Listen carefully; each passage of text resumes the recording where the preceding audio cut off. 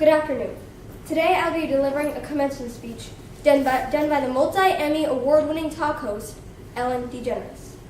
This speech was delivered on May 16, 2009 in New Orleans, Tulane University. It expresses how Ellen DeGeneres has evolved throughout the years to become a success. Thank you, President Cowan, Miss President Cowan, distinguished guests, undistinguished guests, you know who you are, honored faculty, creepy Spanish teacher, and I'd like to thank you all to the graduating class of 2009. I know all of you are hungover, have splitting headaches, haven't slept since that Tuesday, but you can't graduate till I finish, so listen up. When I was first asked to make this commencement, I immediately said yes.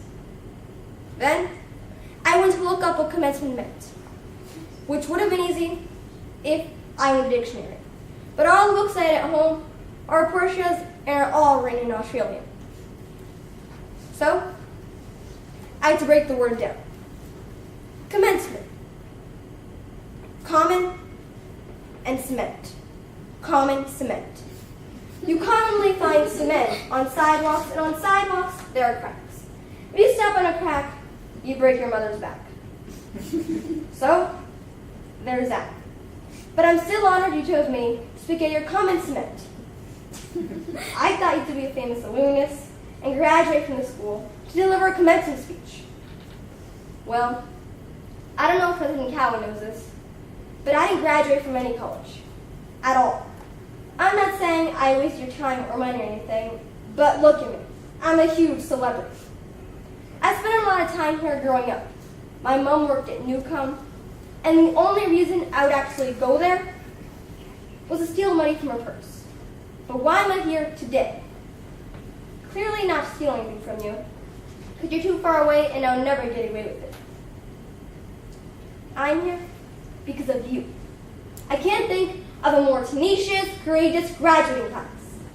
I mean, look at you, all of you wearing your robes. Normally when you wear your robe at 10 a.m., it means you've given up. But I'm here because I love the New Orleans. I was born and raised here, and like you, I only did my laundry 6 times when I was here. When I finished school, I was completely lost. And by school, I mean middle school, but I finished high school anyway. I really had no ambition. I didn't know what to do. I did everything. For example, I was a hostess, a bartender, a waitress. I really had no idea. And I thought I'd settle for some job, make just enough money to pay for rent, maybe a basic cable, maybe not. I didn't have a plan. And that path ended up in a very tragic event. At age 19, my girlfriend died in a car accident. I passed by the accident, but I didn't know it was her. A few hours later, I found out that it was her. I was living in a basement apartment. I had no money, no heat. The apartment was infested with fleas. Why was it when she was gone? There are fleas here. Wouldn't it be so convenient if we could just pick up the phone and ask God these questions? Well, that's what I start to do. I start to write down all that poured out of me, which ended up being a one-sided conversation with God. And that started my path of stand-up, which was successful and great. But I was keeping a secret from everybody that I was gay, and I thought if they found out, they wouldn't like me or watch me anymore. And then my career turned. I got my own sitcom, which was very successful, another level of my success. And let me tell you, this is a long time ago. I mean, when we just had white presidents. Anyway, this is many years ago. And then I finally decided that I was living with so much shame and fear that I couldn't hold it in anymore. And I decided to come out, and at the same time, my character did. And this is not for a political statement.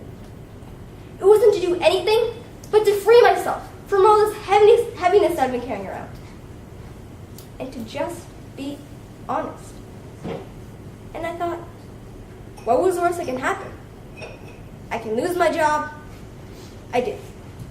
I lost my career for 6 years. The phone didn't ring for 3 years. I had no offers. Nobody wanted to touch me at all. And yet, I was getting so many letters from kids who nearly committed suicide but didn't because of what I did. And then I felt that I had a purpose, and not because of being a celebrity. I felt I was being punished. I was sad, and I was angry. And then I was offered the talk show. But the people who offered me the talk show tried to sell it, but nobody picked up the offer. And when I look back, I wouldn't change a thing that happened to me. Because it was so important for me to lose everything so I can find out what really is important, which is to be true to yourself. And I know I will always be okay, because no matter what, I know who I am. So in conclusion, when I was young, I thought success was something quite different. I thought when I grew up, I want to be famous, I want to be a star, I want to be in movies. When I grew up, I want to see the world, I want to drive nice cars. As you get older, you realize the definition of success changes over time. For many of you, success may be holding down 20 shots of tequila.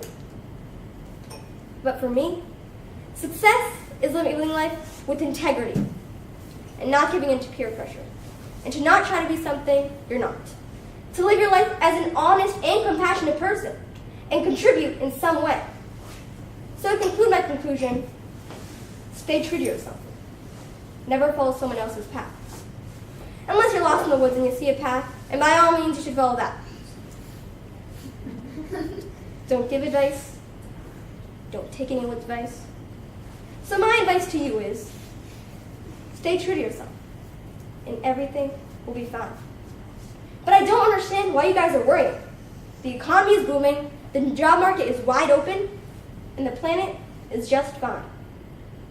So to the trained class of 2009, I say, congratulations. And if you don't remember anything I just said, remember this. It's going to be okay. Don't do, just dance.